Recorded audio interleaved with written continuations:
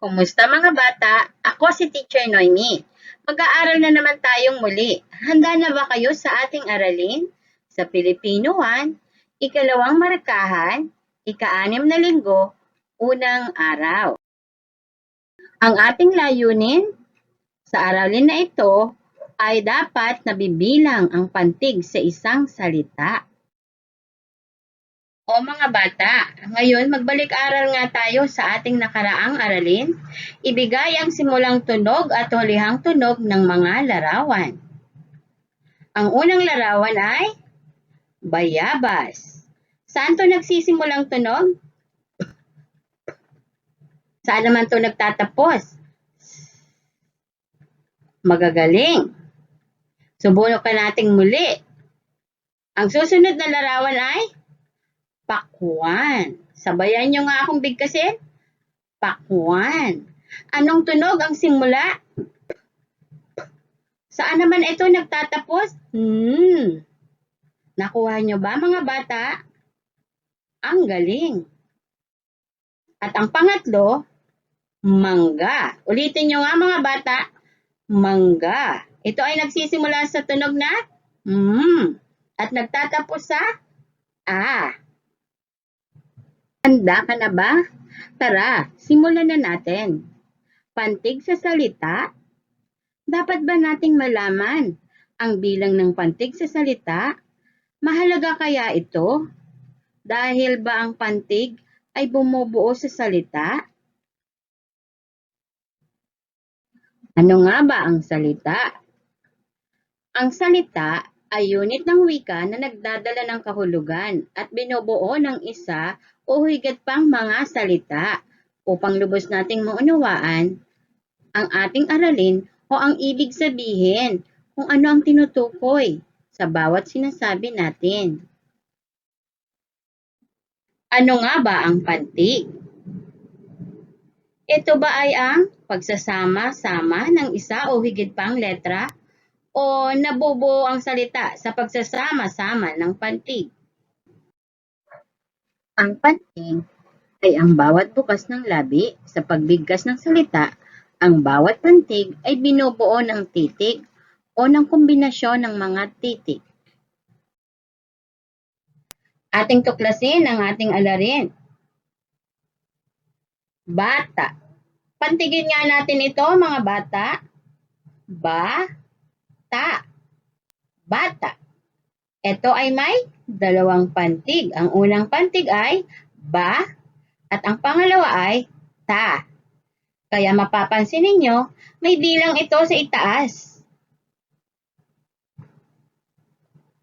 Gomamela.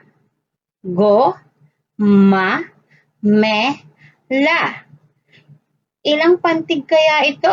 Ito ay 4. Ang unang pantig ay go, ang pangalawa ay ma, ang pangatlo ay me, at ang pang-apat ay la. Mapapansin ninyo ang bilang sa taas nito ay 4 at ang panghuling bilang, siya ang tamang bilang sa pantig na gumamela. Subukan naman natin sa salitang simbahan. Sim ang unang pantig. Ba ang pangalawang pantig. Han ang pangatlong pantig. Simbahan. Nakuha nyo ba mga bata?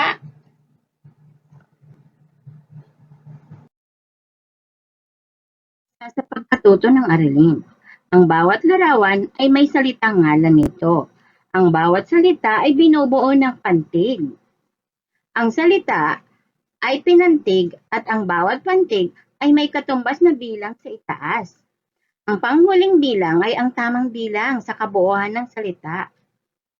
Tama mga bata, ito ang dapat ninyong tandaan o gawin upang mabilis ninyong mabilang ang pantig.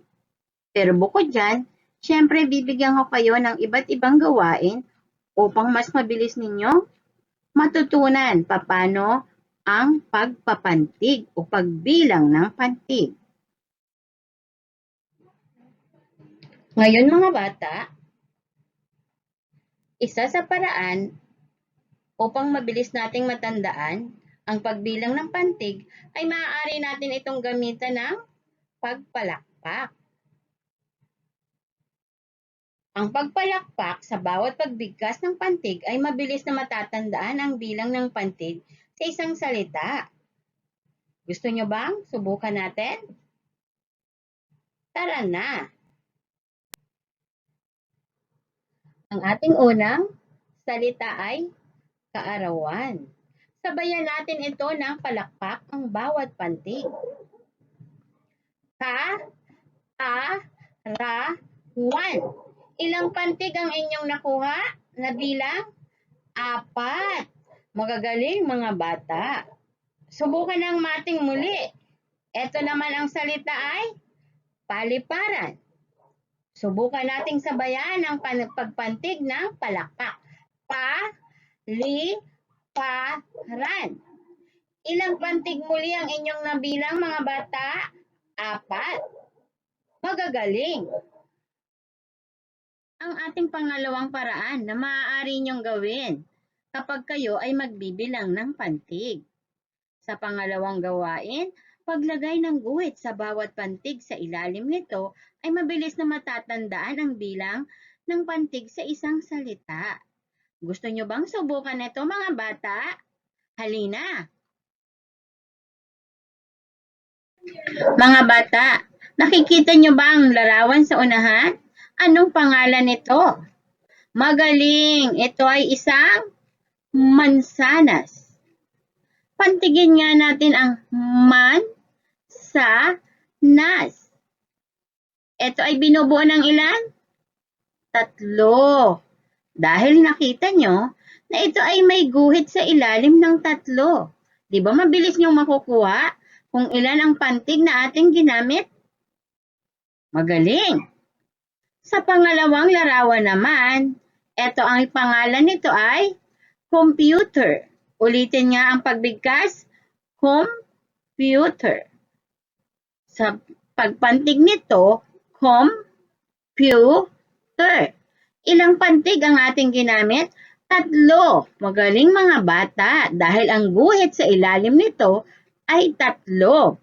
Ngayon naman, ang salitang Pasko. Ulitin nga mga bata, Pasko. Ilang pantig kaya ang ating ginamit? 2. Magaling. Dahil ito ay may guhit sa ilalim ng 2.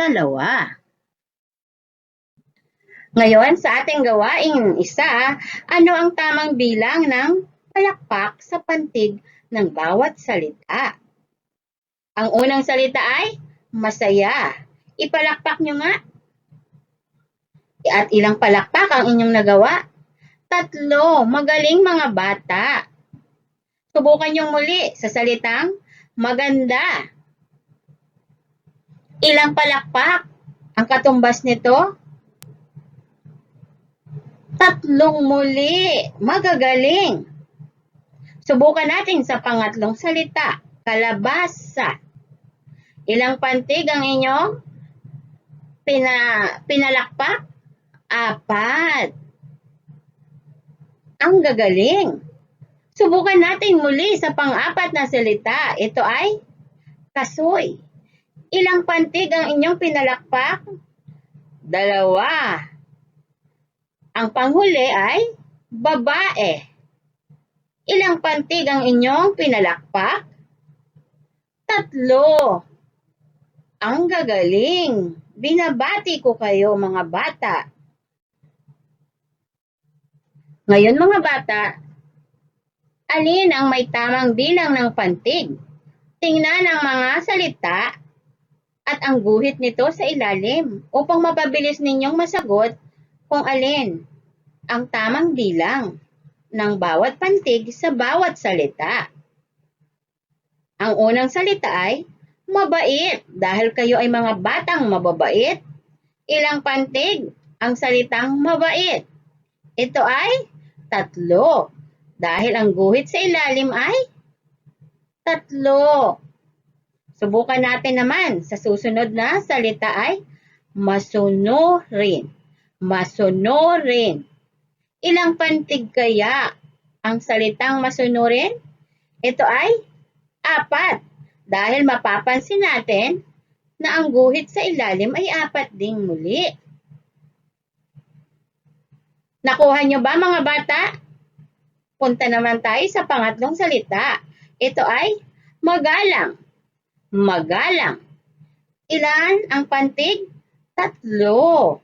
Dahil ang guhit sa ilalim ay tatlo. At ang panghuling salita, ito ay maunawain. Maunawain. Ito ay binubuo ng ilang pantig? 5.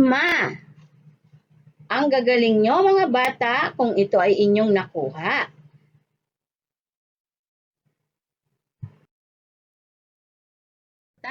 May naibigan na ba kayo na magusto nyong gamitin kapag tayo ay magbibilang ng pantig?